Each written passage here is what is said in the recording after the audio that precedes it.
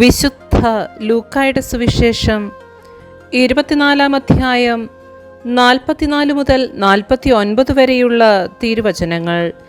യേശു ശിഷ്യഗണത്തിന് പ്രത്യക്ഷനാകുന്നു. അവൻ അവരോട് പറഞ്ഞു, മോശയുടെ നിയമത്തിലും പ്രവാചകന്മാരിലും സങ്കീർത്തനങ്ങളിലും എന്നെക്കുറിച്ച് എഴുതപ്പെട്ടിരിക്കുന്നതെല്ലാം പൂർത്തിയാകേണ്ടിയിരിക്കുന്നുവെന്ന് ഞാൻ നിങ്ങളോട് ആയിരുന്നപ്പോൾ പറഞ്ഞിട്ടുണ്ടല്ലോ. വിശുദ്ധ ലിഖിതങ്ങൾ ഗ്രഹിക്കാൻ തക്കവിധം അവരുടെ മനസ്സ് അവൻ തുറന്നു. അവൻ പറഞ്ഞു, ഇങ്ങനെ എഴുതപ്പെട്ടിരിക്കുന്നു: ക്രിസ്തു സഹിക്കുകയും 3-ാം ദിവസം മരിച്ചവരിൽ നിന്ന് ഉയർത്തെഴുന്നേൽക്കുകയും ചെയ്യണം. പാപമോചനത്തിനുള്ള അനുതാപം അവന്റെ നാമത്തിൽ ജെറൂസലേമിൽ ആരംഭിച്ച് എല്ലാ ജനതകളോടും പ്രഘോഷിക്കപ്പെടേണ്ടിയിരിക്കുന്നു. നിങ്ങൾ ഇവയ്ക്ക് സാക്ഷികളാണ്. ഇതാ, എൻ്റെ പിതാവിൻ്റെ വാഗ്ദാനം നിങ്ങളുടെ മേൽ ഞാൻ അയക്കുന്നു.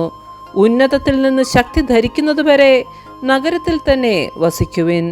നമ്മുടെ കർത്താവായ മിശിഹായ്ക്ക് സ്തുതി.